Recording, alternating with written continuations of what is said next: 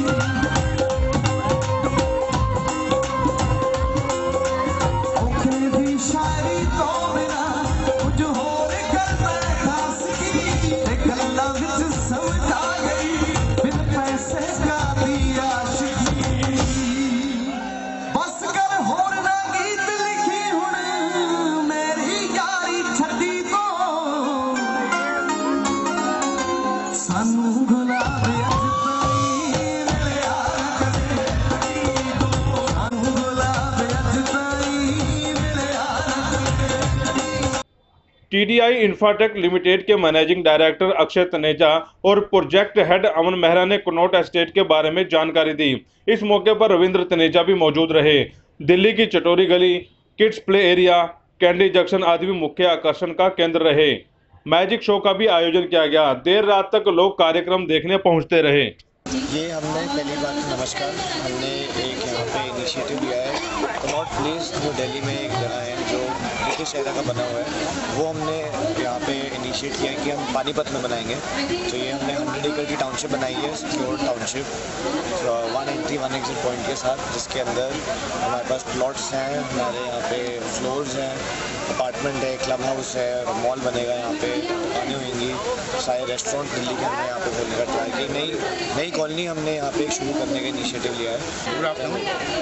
यहाँ पर जो हमने प्लॉट लॉन्च किए थे आपने जनवरी 2017 में ही किए थे। इसमें 250, 500 और 1000 गज और 350 गज के साइजेस थे।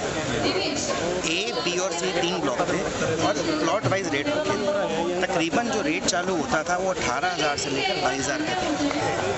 इसके अंदर हमने कोई 200-250 प्लॉट भी बेचे। टोटल 523 प्लॉट है।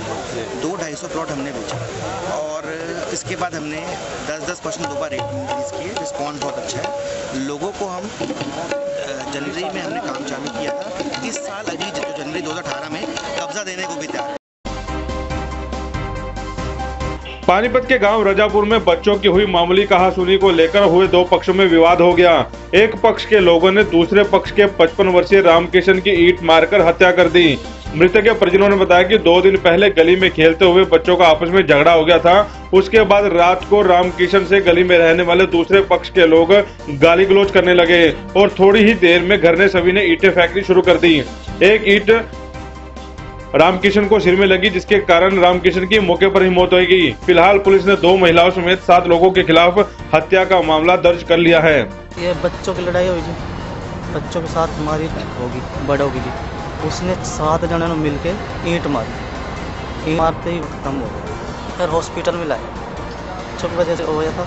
बस ये लड़ाई होगी वहाँ बच्चों की आपस में लड़ पड़े होंगे। तो फिर बच्चों की लेट की होगी, फिर लेडीज से फिर जेंट्स की होगी। जेंट्स की से फिर ईंट मार दी उन्होंने 7 जनों ने मिलके पापा को। कम से कम 1 घंटा लड़ाई होती रही। हाँ, फिर हमारे को भी मारते रहे।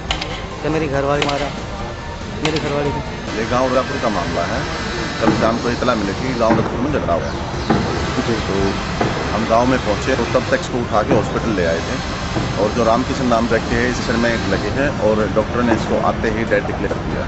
इनके बच्चों की लड़ाई थी। 2-3 दिन से थोड़ी लड़ाई इनकी आपस में थी। और कल जो एक औरत थी जो इसको उड़ाना देने गई थी इसके घर पे, और उस बाद जब औरत ने घर बताया है भाई मेरे को गाली गलौज की तो आपसे गए, तब वो जो बलवान वगैरह है वो इकट्ठे हो गए और उन्होंने ईंटें फेंकनी शुरू कर दी। 6-7 लोगों के खिलाफ FIR दर्ज कर दी है। अभी पोस्टमार्टम करवा रहे हैं। भारतीय राष्ट्रीय कांग्रेस पार्टी के हरियाणा लीगल सेल इकाई के चेयरमैन नवीन शर्मा आज पानीपत बार के सदस्यों की समस्या जानने पानीपत पहुंचे और बार के सदस्यों से अवगत हुए भिन्न समस्याओं के समाधान के लिए मिलजुल कर काम करने के लिए कहा। पत्रकारों से बात करते हुए नवीन शर्मा ने कहा कि अब उनकी सरकार नहीं है और वो कोई झूठा आश्वासन अभी नहीं दे सकते, लेकिन सरकार आने पर वकील साथियों की सभी समस्याओं का समाधान कर दिया जाएगा। और उन्होंने मौजूदा सरकार पर आरोप लगाते हुए कहा कि सरकार समय रहते वकीलों की समस्या का समाधान नहीं करती तो वकील जहां सरकार बना सकते हैं तो वही गिरा भी सकते हैं। देखिए, आज हमने पानीपत का कोर्ट का जो दौरा करने के बाद हमारी जो समस्याएं सामने आई, सबसे बड़ी दिक्कत है यहाँ पर वकीलों की सिक्योरिटी का।